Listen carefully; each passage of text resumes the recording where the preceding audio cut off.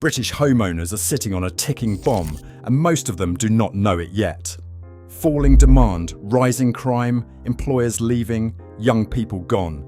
Nearly 2/3 of new build flats in the northeast are already selling at a loss. These are the 9 cities where the collapse has already started.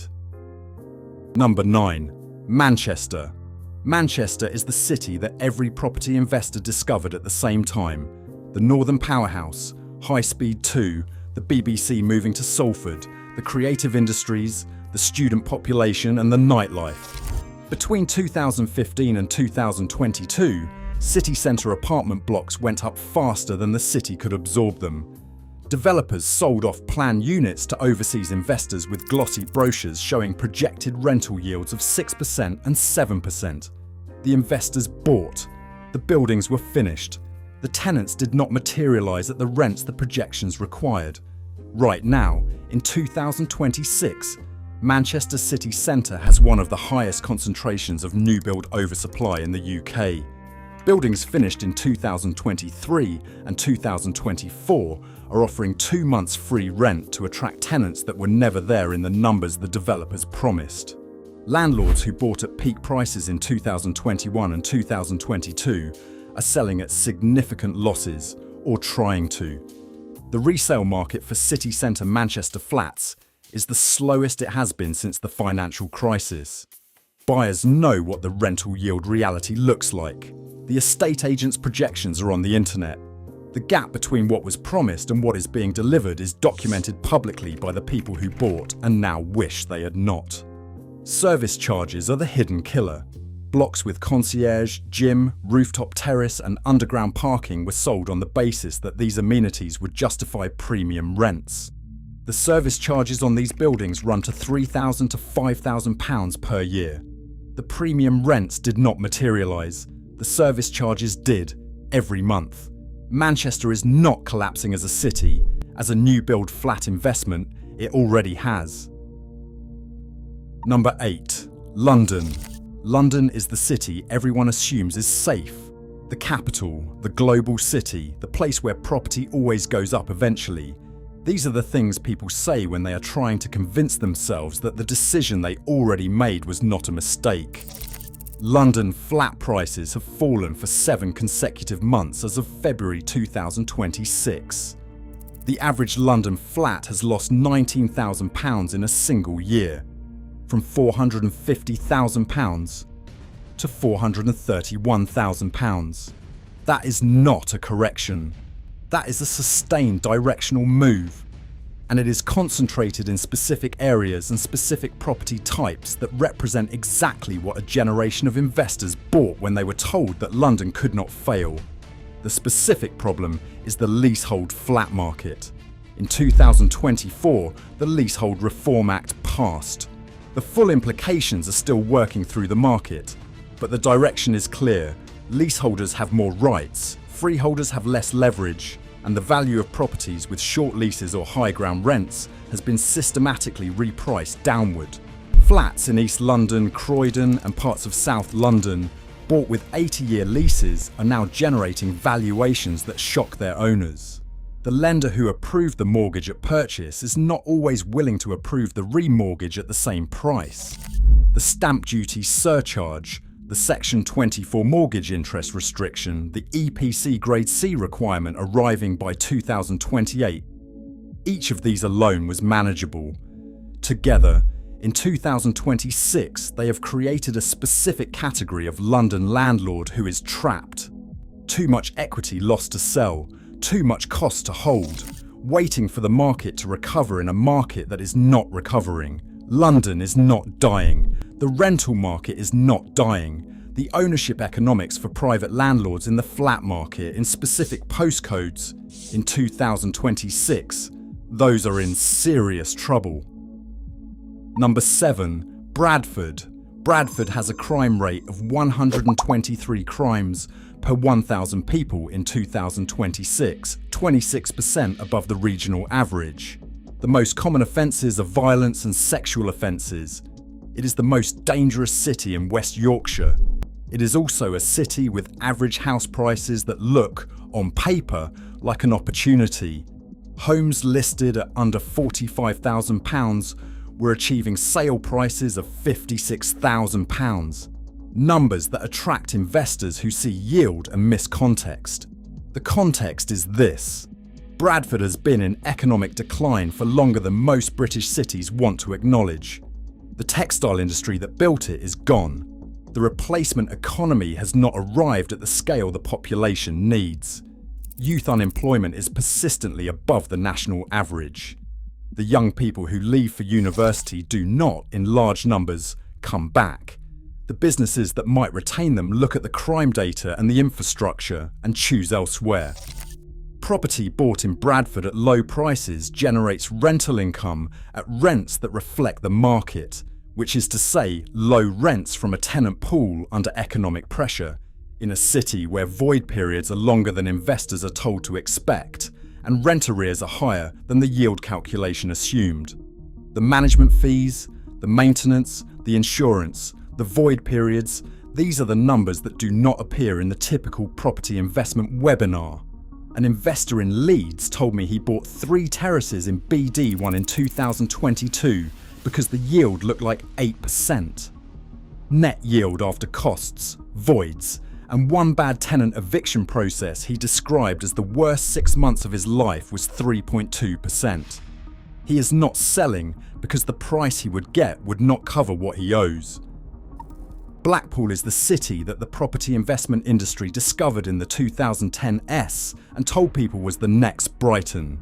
Seafront regeneration, tourism economy bore low entry prices, high rental yields from the holiday let market.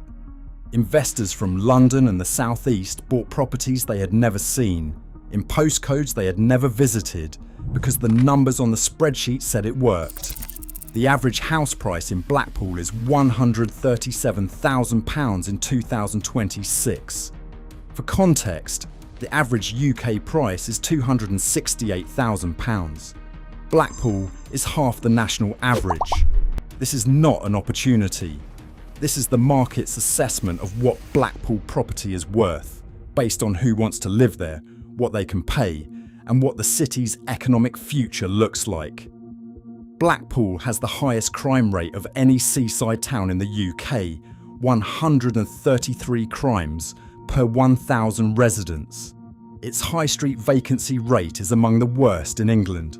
Its population is declining as working-age residents leave for cities with better job markets. The holiday let market has been squeezed by the explosion of Airbnb supply and the collapse of the domestic short-break market as the cost of living crisis changed how families spend. The specific trap for Blackpool investors is the houses of multiple occupation. HMO licensing requires expensive compliance upgrades. The tenant pool for HMO in Blackpool is not the reliable employed professional that the investment pitch assumed. It is frequently the housing benefit claimant, not necessarily a problem, but a different financial reality from what was sold. The regeneration that was promised is real in parts. The South Beach development is happening. The Winter Gardens restoration continues. None of this is moving the needle on property values, employment, or population. The investor who bought in 2018 expecting to sell in 2026 to a rising market is looking at a flat or declining market and a city that has not become the next Brighton and shows no sign of becoming it. Number 5. Sunderland. Sunderland's relationship with new build flats is the clearest example in England of what happens when developers build faster than demand.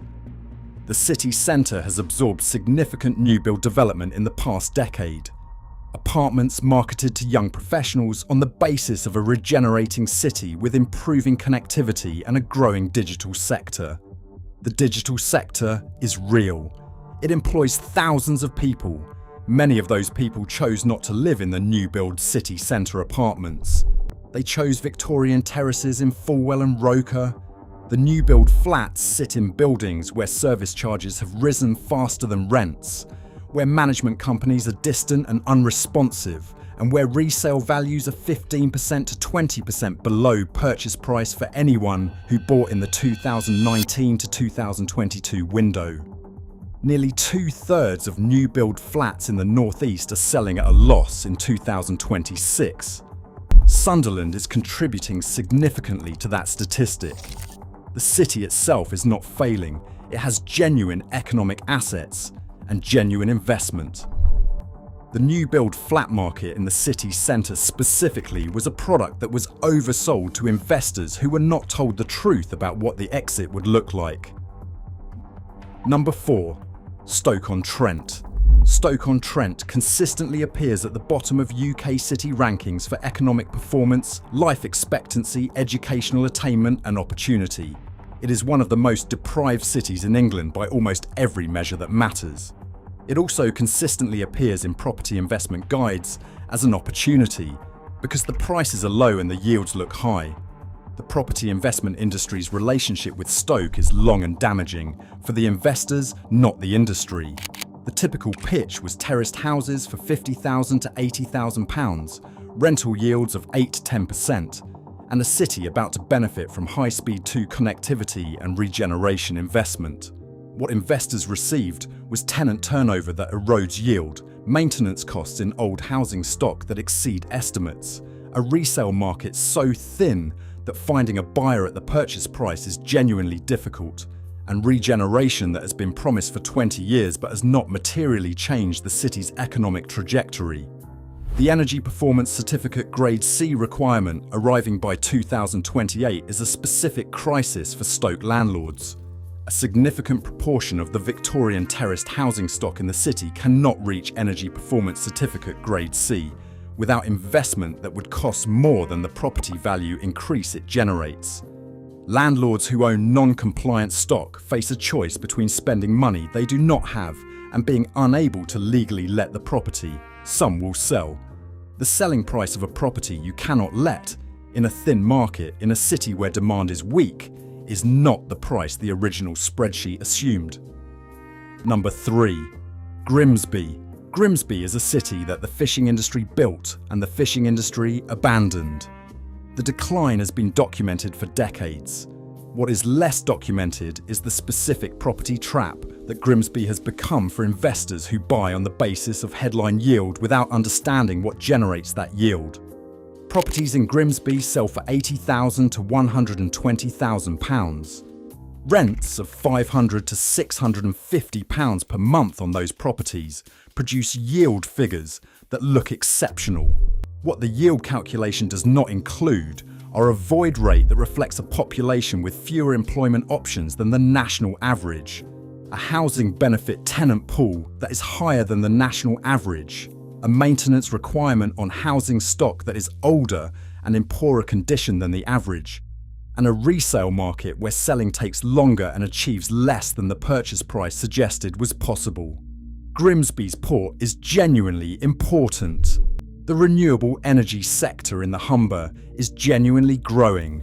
None of this has yet translated into the property market in the way that the optimistic investment pitch describes. The city is not without hope. It is without the property price recovery that investors were told was coming. An investor from Birmingham who bought 4 terraces in 2020 told me the net yield after everything was 4.1%. He could have got 4.5% in a savings account in 2024 without managing 4 properties in a city he has visited twice. Number 2. Middlesbrough. Middlesbrough has the highest overall crime rate of any city in the UK, 141 crimes per 1,000 people in 2026. Violent crime accounts for 30.9% of all offences. Antisocial behaviour accounts for 19.7%.